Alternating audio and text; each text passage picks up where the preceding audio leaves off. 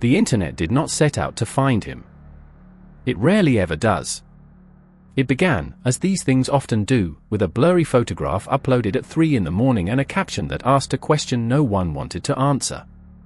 The image showed a narrow shop wedged between two modern cafes, its sign faded by rain and years, its windows fogged no matter the season. People scrolled past it at first, mistaking it for another piece of urban decay, another relic clinging to relevance in a city that had learned how to forget. The first key turning point unfolds not with accusation or outrage, but with quiet curiosity, the kind that slips through cracks and settles where it is not immediately noticed. After the blurry photograph appears, the internet does what it always does when faced with ambiguity: it lingers. A few users pause instead of scrolling, drawn less by what the image shows than by what it refuses to clarify. The shop looks wrong in a way that cannot be easily articulated. Its proportions feel off, its presence oddly resistant to context, as if it exists adjacent to the city rather than inside it. Someone comments that they have walked past that place for years without ever remembering a single customer coming out.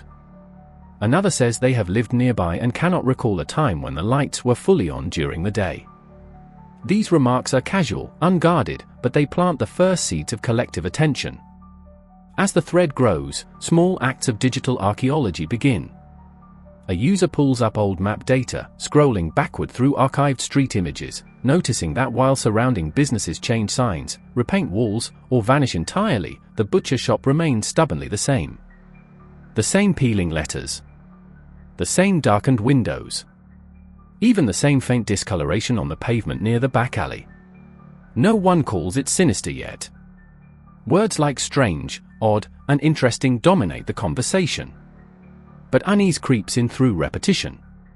When enough people independently describe the same discomfort, it starts to feel less like imagination and more like recognition. Someone else notices that the shop's online footprint behaves inconsistently. A listing exists on a food delivery platform, marked active, but with no menu photos and no recorded orders. Reviews appear and disappear within hours. Cached versions reveal comments that cut off mid-sentence, as though removed hastily rather than moderated. Another user checks business registration records and finds renewal dates that do not align with typical filing cycles. Again, nothing conclusive, nothing actionable, but the irregularities stack atop one another, forming a structure of doubt that feels intentional rather than accidental. The turning point sharpens when the conversation crosses into a different corner of the internet. A participant links a database of unresolved missing persons, not as an accusation, but as a question. They highlight dates and locations, pointing out how several disappearances cluster within walking distance of the shop. The suggestion is cautious, almost apologetic, yet it changes the tone immediately. The thread slows, replies becoming longer and more deliberate. Users begin to fact-check one another, correcting timelines, verifying sources, saving screenshots before links can break. The internet, sensing the gravity of what it might be touching, shifts from speculation into preservation. What truly ignites the collective focus is the realization that data itself seems to resist scrutiny. Certain images fail to load unless accessed through mirrors. Some posts vanish without deletion notices. Accounts that mention the shop go dormant, their histories wiped clean except for quoted fragments saved by others. This resistance feels human, not algorithmic. It suggests intervention. The idea that someone is actively cleaning traces introduces a new emotion into the discussion: urgency. The shop is no longer just odd, it is defended, protected by absence. As more eyes turn toward the same digital footprint, patterns emerge that no single observer could have seen alone. Delivery timestamps cluster late at night. A van appears repeatedly in unrelated photos taken across different neighborhoods, always blurred, always partially obscured. Audio from a casual vlog filmed nearby contains a low, repetitive sound in the background, dismissed at first as machinery or traffic, until someone isolates it and notes its rhythm. Each discovery is minor, almost dismissible, but together they suggest a hidden routine, a structure operating beneath public visibility. The butcher himself remains unseen, which only deepens the fixation. No interviews surface. No candid photos circulate. Even supposed customers seem to exist only as usernames with shallow histories. This absence becomes a presence of its own. The internet begins to talk about the shop as if it were a sealed container, something opaque that nonetheless leaks just enough to provoke investigation. People who have never met collaborate across time zones, building timelines, mapping proximity, archiving everything they touch. There is no leader, no central voice, only a shared understanding that whatever this is, it will not reveal itself willingly. This first turning point is not defined by proof, but by alignment. It is the moment when scattered observations synchronize into a single direction of attention. The butcher's shop shifts from background noise to focal point, not because of one damning discovery, but because the internet recognizes the shape of concealment. It senses the difference between neglect and erasure. By the time the thread reaches critical mass, the question is no longer whether something is wrong, but how long it has been wrong and how many people have unknowingly walked past it while it waited, unchanged and patient, for curiosity to gather enough momentum to begin pulling at the edges of what was meant to stay hidden and finally start to come loose. The second turning point arrives not as an image or a document, but as sound, and the shift it causes is immediate and visceral. Someone uploads a short audio clip to a file-sharing site with no context beyond a timestamp and a vague description claiming it was recorded accidentally. The clip is only 12 seconds long, captured on a cheap phone microphone, and at first listen it seems almost empty. There is the faint hum of electricity, a distant echo that could be traffic or machinery, and then something else beneath it, something irregular enough to unsettle listeners who replay it with headphones on. The sound does not announce itself. It waits to be noticed. The person who posted it explains, cautiously, that they were filming a cooking video in a rented apartment above the butcher's shop late at night. The audio was never meant to be shared. It was pulled from the raw footage after viewers commented on a strange noise during a quiet moment. When isolated and amplified, the background sound becomes clearer, not louder but more distinct. It resembles a voice, though not in any recognizable language, rising and falling in a rhythm that suggests intention. Some hear words. Others hear breathing. A few insist it is nothing more than pipes or refrigeration units. The debate fractures immediately, but the clip spreads faster because of it. What makes the audio different from previous discoveries is its intimacy. Images can be distant, data abstract, but sound slips past rational defenses. Listeners describe feeling watched, even though the clip contains no visual information at all. The space it implies feels enclosed, close, as if the microphone were too near something it should not have been near.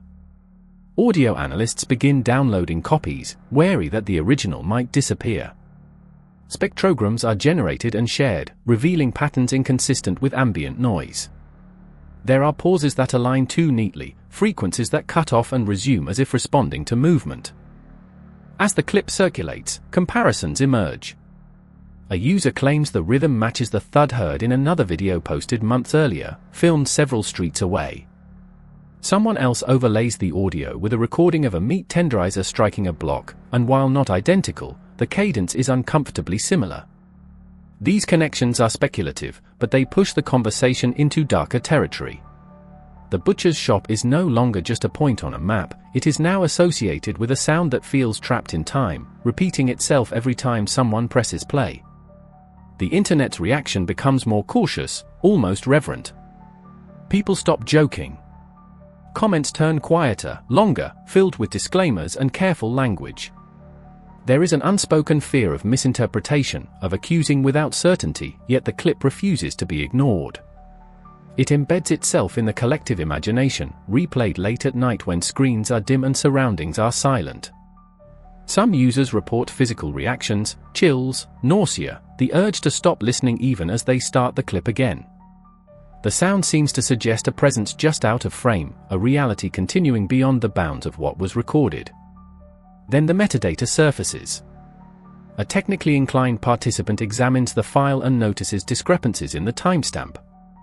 The audio appears to have been copied, edited, and resaved, but not in a way that indicates manipulation of content.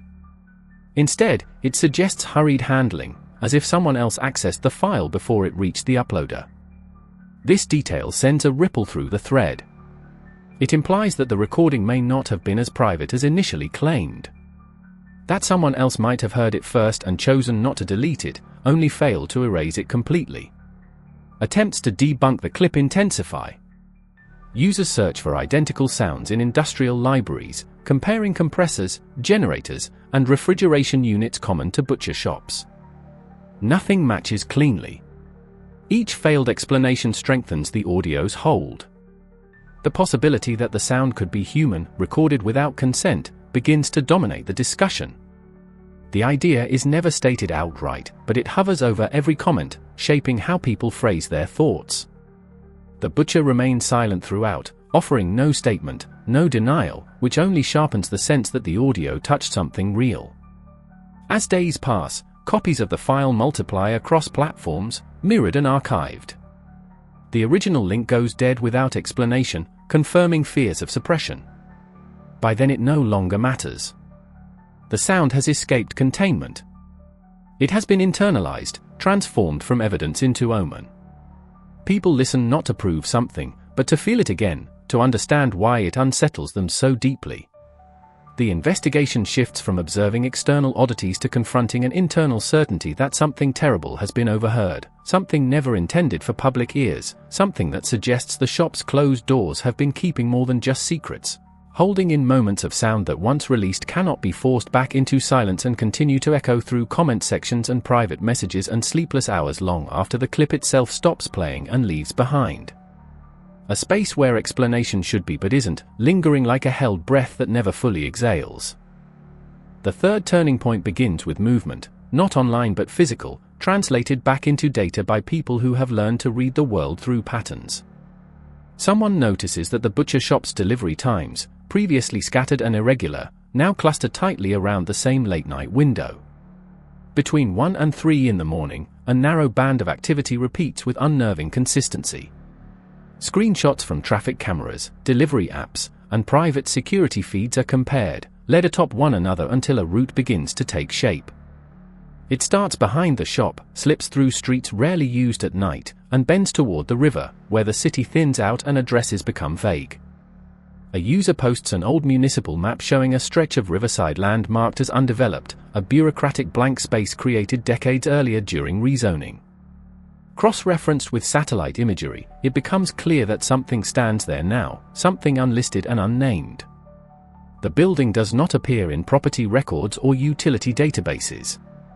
It exists visually but not administratively, as if it has learned how to hide in the gaps between systems. This discovery electrifies the thread. The butcher's shop, once thought to be the endpoint, is suddenly recontextualized as a front, a node feeding into a larger, more deliberate geography. Photographs begin surfacing from unrelated sources. A night fisherman's photo shows a dim structure across the water, lights flickering weakly behind boarded windows. A drone enthusiast posts footage of the river at dusk, and for 2 seconds the camera catches a roofline that does not match any known warehouse. When enhanced, the building's outline appears inconsistent, parts newer than others, as though assembled over time rather than constructed at once. The internet crowds closer, careful now, aware that they are approaching something deliberately concealed. What makes this turning point more dangerous than the last is the implication of scale. A single shop can be dismissed as a curiosity, a sound as an anomaly, but a hidden house suggests intent, planning, duration. Users begin mapping distances between the butcher shop and the riverside structure, noting how routes avoid main roads and cameras. One participant overlays historical flood maps and realizes the building sits just outside evacuation zones, spared repeatedly while surrounding areas were cleared. Coincidence becomes harder to argue. The house feels selected. Then come the delivery logs. A former courier anonymously shares timestamps from an old job, redacting personal details but leaving routes intact. Several deliveries terminate near the same riverside coordinates, always marked completed without recipient signatures. The items are labeled generically, weight unspecified. Other couriers chime in, hesitant at first, then more openly, describing jobs that paid unusually well for silence and speed. None of them entered the building. They were instructed to leave packages at a side door and drive away immediately. As these accounts accumulate, a strange etiquette emerges within the thread. People warn one another not to visit the site physically, not to trespass, not to live stream.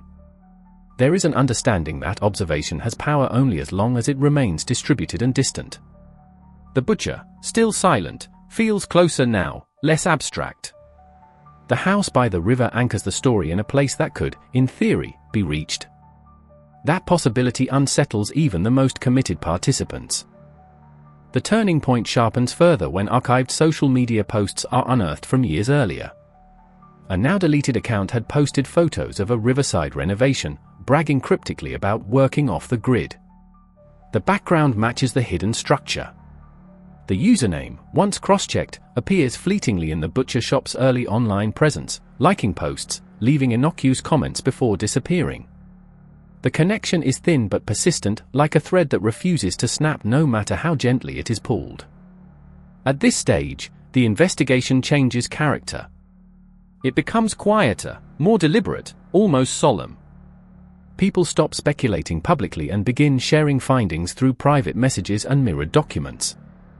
There is a sense that the house represents a threshold. Crossing it, even digitally, feels risky.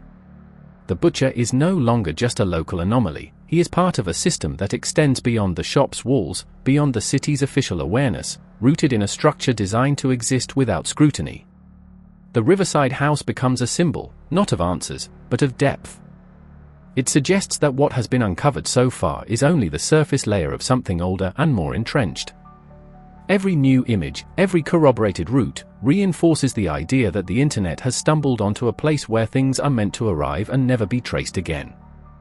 The water beside it moves constantly, carrying sound away, erasing reflections, offering a natural ally to secrecy. And as the maps fill in and the blank spaces shrink, the realization settles in that this house was never hidden by accident, but positioned deliberately at the edge of attention, waiting for the moment when too many eyes would finally find it at once and understand that the story they thought they were uncovering had always been leading here and was still leading further inward toward something that had not yet been named or fully seen and was not finished revealing how far it extended or how long it had been standing there unseen and undisturbed. The fourth turning point emerges when the silence breaks, not from investigators or witnesses, but from the butcher himself, and the effect is more unsettling than any denial could have been. A new account appears on a major platform, created only days earlier, with no personal history and a profile image cropped too tightly to reveal context. The username is ordinary to the point of blandness, chosen carefully to avoid attention, yet within hours it is linked to the shop through small, unmistakable details. A photograph of raw meat laid out on a familiar counter. A reflection in a stainless steel surface that matches the shop's interior. There is no announcement, no greeting. The butcher simply begins to post. At first, the content seems harmless, even mundane. Short videos show cuts of meat being prepared with methodical precision. Captions talk about tradition, discipline, respect for craft. Comments are left open, though heavily moderated. Questions about the shop's hours go unanswered. Mentions of the river or the audio clip vanish almost instantly. What remains is a carefully curated illusion of transparency, an attempt to normalize through repetition. The butcher does not address the accusations directly, but his presence alone feels like a response, a way of asserting control over the narrative by occupying the same digital space as his observers. The internet reacts with a mixture of fascination and restraint. Some see the posts as proof of innocence, others as provocation. Analysts begin dissecting the videos frame by frame. Background sounds are isolated. Shadows are tracked as they move across tiled floors. In one clip, a clock on the wall jumps forward several minutes between cuts, suggesting heavy editing. In another, a door visible behind the butcher is present in one video and gone in the next, replaced by a blank wall. These inconsistencies ignite renewed scrutiny, turning each post into a puzzle rather than reassurance. As days pass, the butcher's tone shifts subtly. Captions grow longer, more philosophical. He writes about misunderstanding, about how people see monsters where there are only men doing necessary work. The language is careful, almost rehearsed, echoing phrases used by commenters who previously attempted to rationalize the oddities. It becomes clear that he is not just posting blindly, but watching, absorbing the discourse, feeding it back with slight alterations. This mirroring effect unsettles those following closely. It feels as though the butcher is learning the contours of the investigation in real time, adjusting his mask accordingly. Then come the disappearances. Archived copies reveal that certain posts existed briefly before being deleted, usually within minutes of comments pointing out specific details. A video showing a delivery van in the background vanishes after users match its silhouette to images linked to the Riverside house. Another post disappears when someone identifies a sound identical to the one in the leaked audio clip. The deletions are swift, surgical, reinforcing the sense that the butcher is engaged in an active game of concealment, pruning away anything that threatens to align too closely with existing evidence. What changes the dynamic entirely is the realization that the butcher is not only erasing, but planting. New accounts appear praising the shop, sharing childhood memories, insisting on its harmlessness. Their writing styles are similar, their posting times clustered. When examined, their histories reveal minimal activity outside defending the butcher. The attempt at crowd manipulation is crude enough to be noticed, yet effective enough to muddy the waters. Arguments erupt between skeptics and defenders, fracturing the once focused investigation into competing narratives. The butcher escalates further by addressing the watchers indirectly. In one video, he pauses mid-action and looks directly into the camera for several seconds longer than necessary. The moment is subtle, but unmistakable. The caption reads simply that people should mind their own business. The message is not threatening, but it is intimate, collapsing the distance between observer and subject. For many, this is the most disturbing development yet. The butcher is no longer a passive object of scrutiny, he is an active participant, aware of being watched and unafraid to acknowledge it. Behind the scenes, evidence continues to vanish. Older listings are scrubbed. Cached pages return errors. Even third-party mirrors begin to fail, as if pressure is being applied somewhere unseen. This erosion creates panic among those documenting the case. Files are duplicated obsessively, shared through encrypted channels, renamed and re-uploaded. The investigation becomes less about discovery and more about survival, preserving what exists before it can be erased entirely. The butcher's final posts before going quiet are the most revealing. He writes about the danger of stories, how easily they spiral out of control, how the internet feeds on fear. He positions himself as a victim of obsession, a man harassed by strangers who confuse coincidence for conspiracy. Yet embedded within these complaints are details no outsider should know, references to private messages and deleted threads. He has been reading everything. He has been closer than anyone realized. When the account abruptly stops posting, the silence feels heavier than before.